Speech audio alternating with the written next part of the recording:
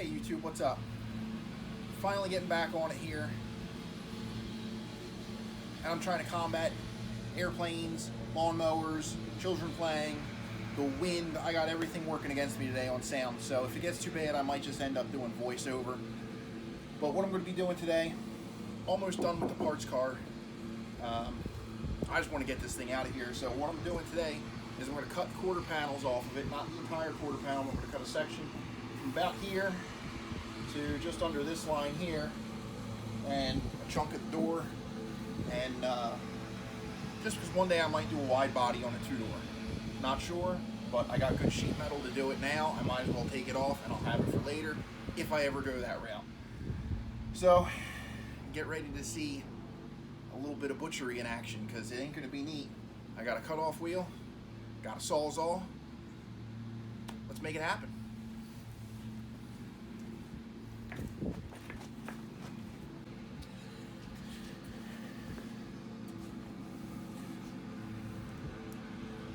So the first thing I'm going to do here before I actually start cutting anything is I'm going to lay down some masking tape to kind of give me a guideline for where I want to go. I'm actually cutting a little further, about an inch or two more than what I want, so I can maintain the style lines in the body.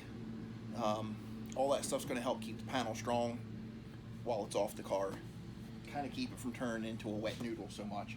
So I'm taking a little bit more than what I need, and we'll see how that goes. Tape time.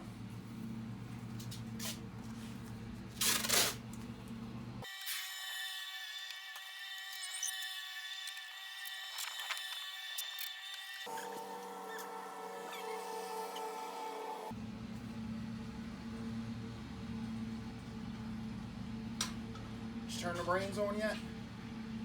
Flip the switch. Use the noodle. Okay, you can set him down. He can stand and walk and do all sorts of stuff. Just hold his little hand. Then you can open the door and take him in.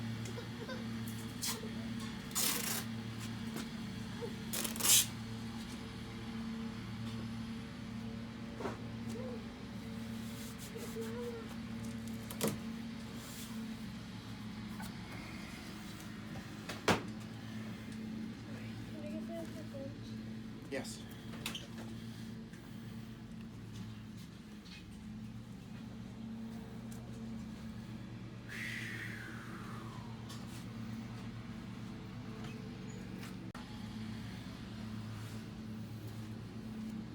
Gotta love the kids. Daddy, you making a video, Daddy? Yeah, I am. Please. Shh.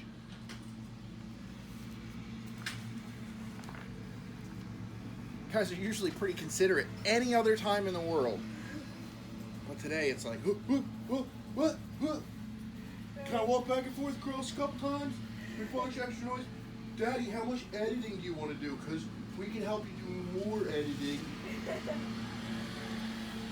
I gotta get extension cord. It's on top of the car. Looking right at me. What a moron. Okie dokie.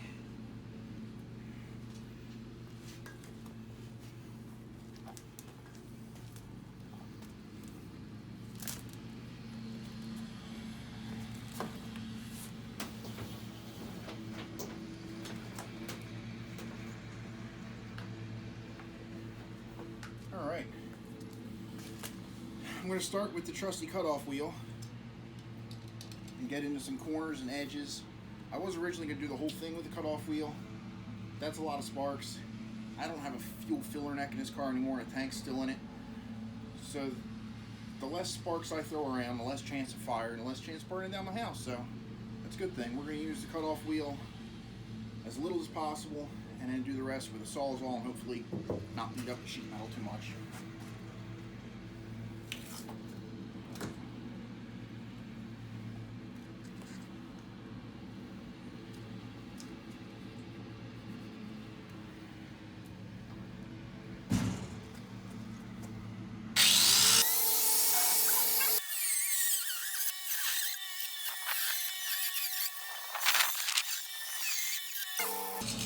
Not a good angle, not a good position. I'm doing the right thing and using absolutely no safety gear. Don't do that at home. Use safety gear.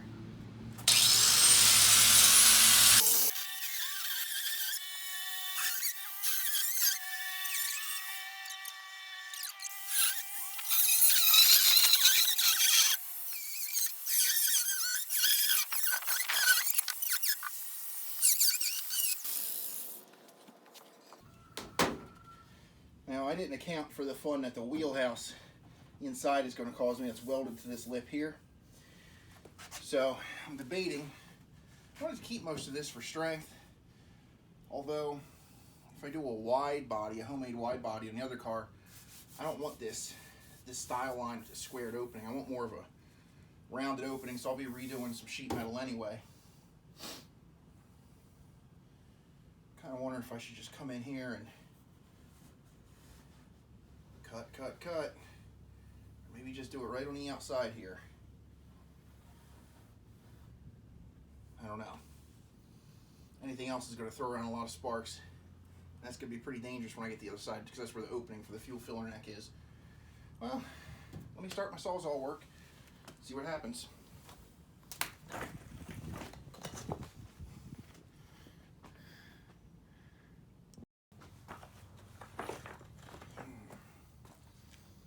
Okay, so I got my old beat up Sawzall here with my nice new blade in it. I love these blades. These are Milwaukee, the Torch. There's a reason for that. They work great. This may be a little aggressive. I don't know how well you can see the teeth. Maybe a little aggressive for sheet metal, but I've used it for thicker steel and it works wonderful. It's 14 teeth per inch, and we'll see how it does here.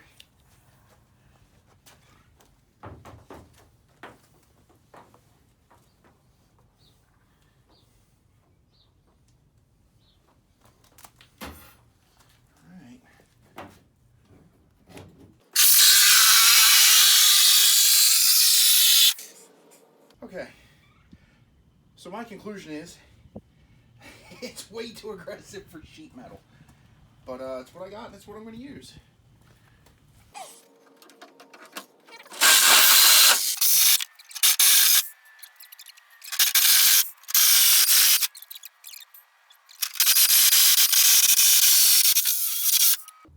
So before I do the other side, because this is the first side, I've no practice, as you can tell. Before I do the other side, I'm pretty sure I'm going to go out and get a finer tooth blade than this. Maybe something in the 18 to 22 range if I can find something that fine at the local stores, because this is beating the living daylights out of the panel, as you can see. And this Sawzall is not nearly as good shape as I remember it being.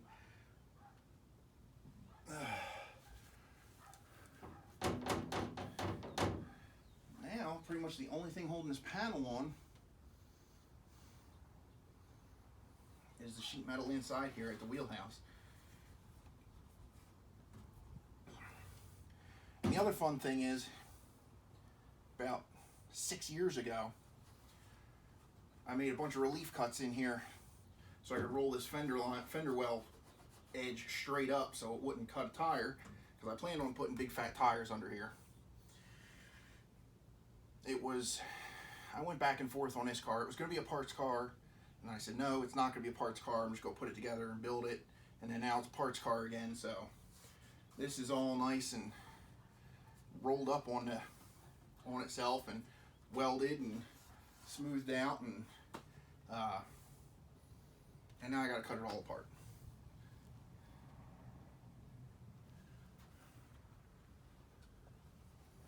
Yeah, I wonder if I can just go right on this lower edge here and cut that there and see what happens. It ain't happening with this though. I'll tell you that right now. I like filming my successes, but I don't mind filming my failures and missteps too, because maybe somebody can learn from it.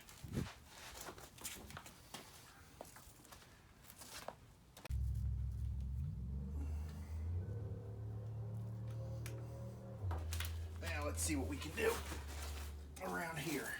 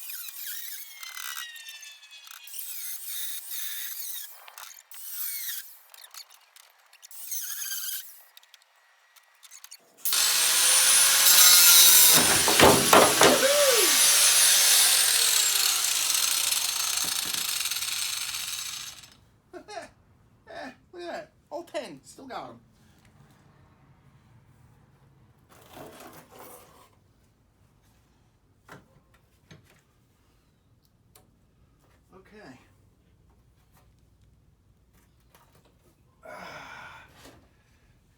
That was particularly brutal.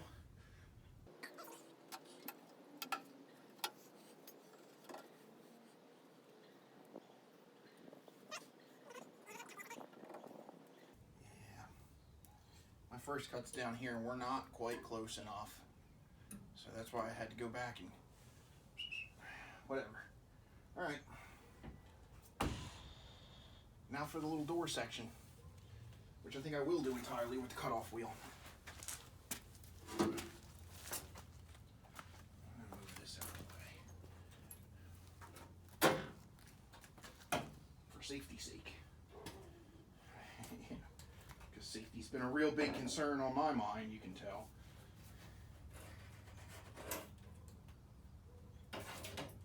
Yeah, whatever.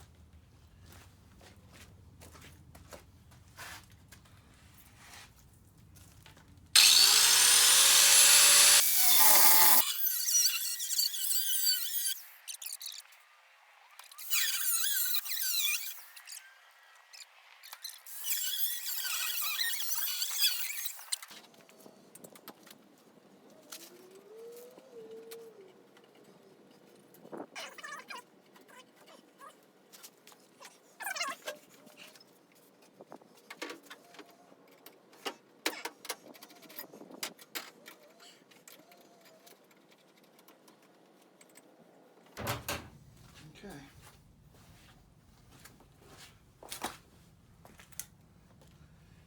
There's a little lip here that I'm going to try to grind off on the back side from where the material actually wraps around and folds over the inner skin of the door.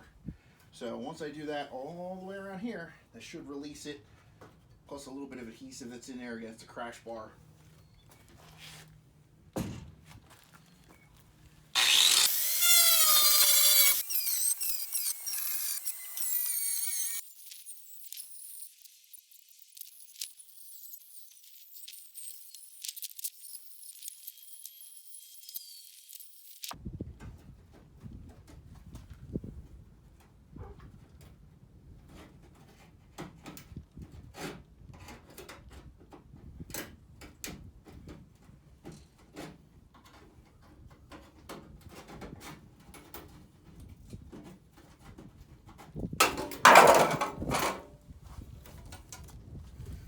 Okay, there's that little piece, which will one day get welded on. Something like that to create one solid fender for a two-door. Of course, it's going to look a lot better than that. Yep.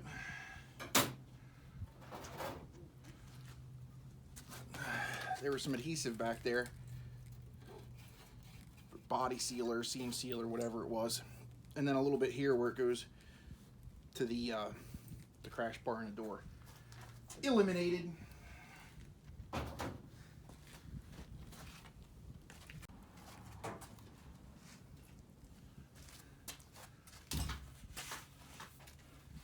Alright. Well, if that procedure wasn't cringeworthy by about everybody's standards, I don't know what would have been. So, like I said, when I do this on the other side, I'm getting some finer tooth blades. No question about it. That Sawzall can't handle it. It's just too much on the sheet metal. The camera was bouncing all around when I was cutting. I don't know if it's because of the vibration we're making the trash can that it's standing on bounce around. Oh well.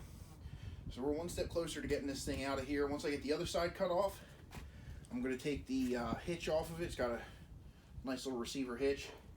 Take that off just because why wouldn't you? And then I'll be looking forward to sending this thing to the scrapyard in the sky. And this is going to leave, if you're doing something, anything even remotely like this at home, it's going to leave a whole lot of nasty edges just everywhere. Just all over, so be careful. You know, if you got a nice heavy pair of gloves, wear them. If you got some good safety glasses, some goggles even, wear them. Makes sense. Don't be like me. And that ought to about do it.